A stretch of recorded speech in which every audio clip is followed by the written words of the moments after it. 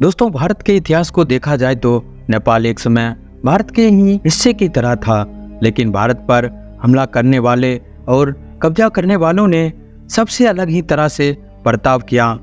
जहां मुगलों और यहाँ तक कि अंग्रेजों ने भी जितनी आसानी से भारत के कई इलाकों पर कब्जा किया और उन्हें अपने राज्यों में शामिल कर लिया, ऐसा उन्होंने नेपाल के साथ नहीं किया। बल्कि मुगलों ने तो नेपाल पर कब्जा करने की कोशिश तक नहीं की। पर नेपाल में ऐसा क्या खास था?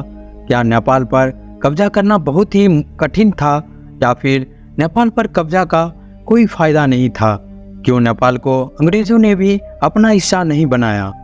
तो दोस्तों, आज की इस वीडियो में जानेंगे क्या नेपाल पर कब्जा करना बहुत ही कठिन था या फिर नेपाल पर कब्जा करने से कोई फायदा ही नहीं था। आखिर क्यों नेपाल को अंग्रेजों ने भी अपना हिस्सा नहीं बनाया? इसके लिए आज की इस वीडियो में अंत तक बने रहिए।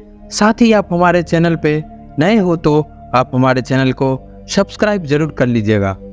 दोस्तों, भारत के इतिहास में जिन इलाकों में विदेशी आक्रामकताओं ने जब भी कब्जा किया है, उसकी दो ही प्रमुख वजह रही है।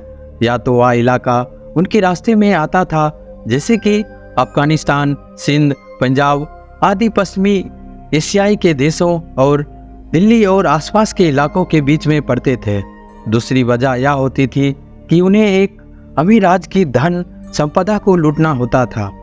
दोस्तों, इन दोनों लिहाज से देखा जाए तो नेपाल का महत्व दूसरे लिहाज से भी कम नहीं था, लेकिन फिर भी कब्जे की जरूरत भी महसूस होने के बावजूद नेपाल की ऊंची और दुर्गम पहाड़ी इलाकों में साहसी नेपालियों से लड़ना आसान नहीं था, बल्कि बहुत ही मुश्किल काम था।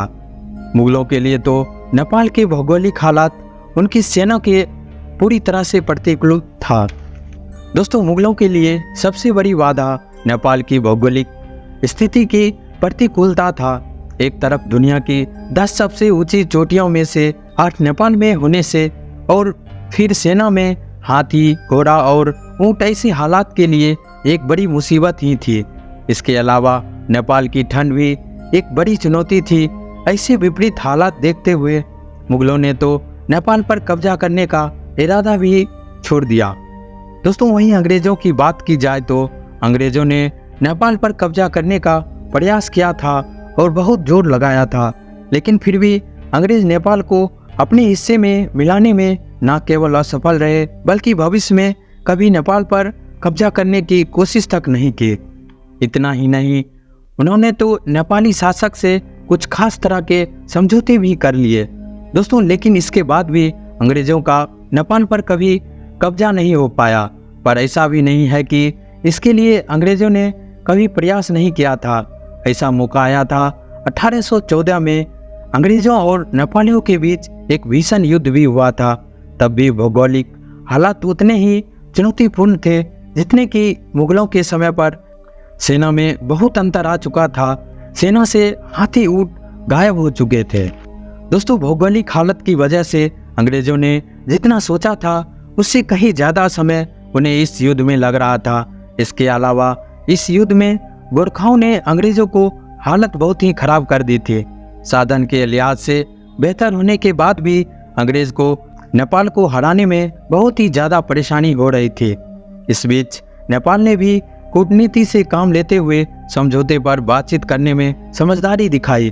वहीं अंग्रेजों ने भी कब्जे से ज़्यादा रुचि व्यापार में थी और नेपाल चीन और उसके बीच एक बफर स्टेट की तरह ज़्यादा उपयोगी साबित होता है।